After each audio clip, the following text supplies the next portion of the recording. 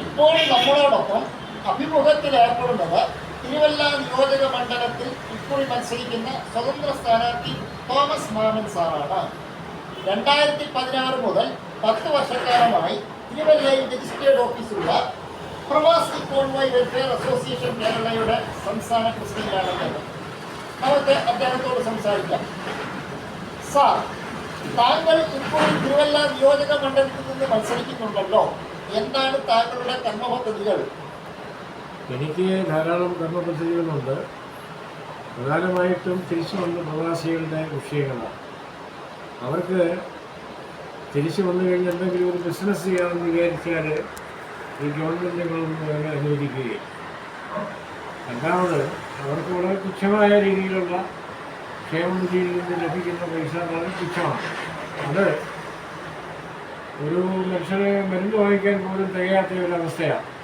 അതിനൊരു മാറ്റം ഉണ്ടാകും. 60 വയസ്സ് കഴിഞ്ഞാൽ പിന്നീട് ക്ഷേമനിധിയിലേക്ക് ചേരുവാനും പറ്റുകയില്ല. 70 വയസ്സോ 75 വയസ്സോ വരെ നമ്മുടെ കേരളത്തിന് വേണ്ടി പുറത്തധ്വാനിക്കുന്ന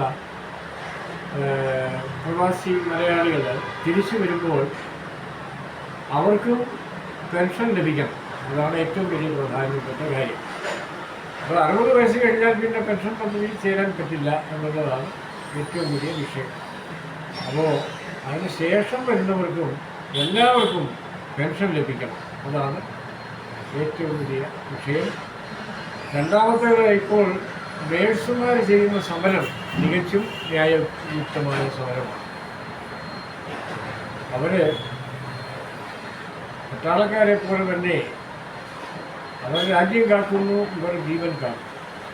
രണ്ടുപേരും ചെയ്യുന്ന ജോലി മഹത്വം ഒരുപോലെ തന്നെയാണ്. അവരുടെ അടിസ്ഥാന ശമ്പളം ഗവൺമെൻറ് നഴ്സുമാർക്ക് കൊടുക്കുന്ന അതേ അടിസ്ഥാന ശമ്പളം തന്നെ അവർക്കും ലഭിക്കണം. അത് ഒരു പ്രധാനപ്പെട്ട വിഷയമാണ്. പിന്നീട് ഈ ദേശത്ത് വികസനം എന്ന് പറയുന്നതല്ലാതെ ശരിയായ രീതിയിൽ ഒരു വികസനം കാണുവാനായിട്ട് നമുക്ക് കഴിയുന്നില്ല. വിദേശത്ത് ജോലി ചെയ്ത് മടങ്ങി വരുന്ന മലയാളികൾക്ക് സഞ്ചരിക്കുവാൻ ഒരു റോഡ് പോലും, നല്ല റോഡ് ഇവിടെ കാണാൻ കഴിയുന്നില്ല. എല്ലാം പൊട്ടിപ്പൊളിഞ്ഞതിൻ്റെല്ലാം ജോലികളൊക്കെ. അപ്പോൾ ഒരു വികസനമെന്ന് പറയുമ്പോൾ സാധാരണ ജനങ്ങൾക്ക് പ്രയോജനപ്പെടുന്നതായ വികസനമാണ് നമുക്ക് ആവശ്യമായിട്ടുള്ളത്. അത് തീർച്ചയായിട്ടും ഞാൻ ജയിച്ചാൽ ഇവിടെ നിശ്ചയമായിട്ട് ഒരൊറ്റ പൊട്ടിപ്പൊളിഞ്ഞ റോഡ് ഈ ദേശത്ത് കാണുകയും. അത് രണ്ടാമത്തെ. ഇനി അടുത്തത്, ഈ ക്ഷേമനിധി പെൻഷൻ എന്ന് പറയുന്നത് പലർക്കും പല രീതിയിലുള്ള ക്ഷേമനിധിയാണ് ഇപ്പോൾ ഗവൺമെൻറ് കൊടുത്തുകൊണ്ടിരിക്കുന്നത്. പലർക്കും പല രീതിയിലുള്ള എമൗണ്ടുകളാണ് കിട്ടുന്നത്. എന്നാൽ 60 വയസ്സ് കഴിഞ്ഞ എല്ലാവർക്കും ഏറ്റവും കുറഞ്ഞത് ഒരു 10,000 രൂപ പെൻഷൻ കിട്ടും. പ്രവാസികൾക്ക് മാത്രമല്ല, എല്ലാ 60 വയസ്സ് കഴിഞ്ഞവർക്കും അവർക്ക് അത്യാവശ്യം മരുന്ന് വാങ്ങിക്കാനും ജീവിക്കാനുമുള്ള പണം ലഭിക്കണം. അതിന് പെൻഷന് ഏകീകരിക്കണം.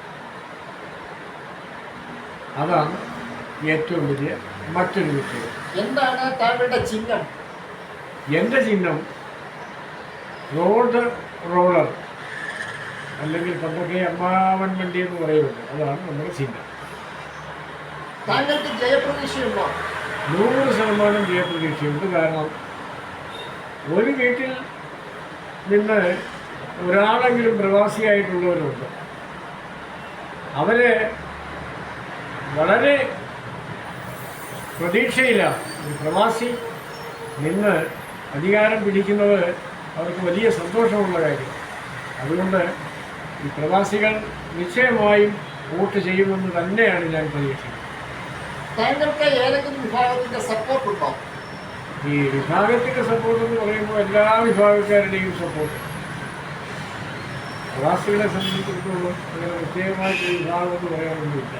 എല്ലാവരും ജീവിക്കുന്നത് വിദേശങ്ങളിൽ പോയി അവിടെ നിന്ന് കൊണ്ടുവരുന്ന പൈസ കൊണ്ട്.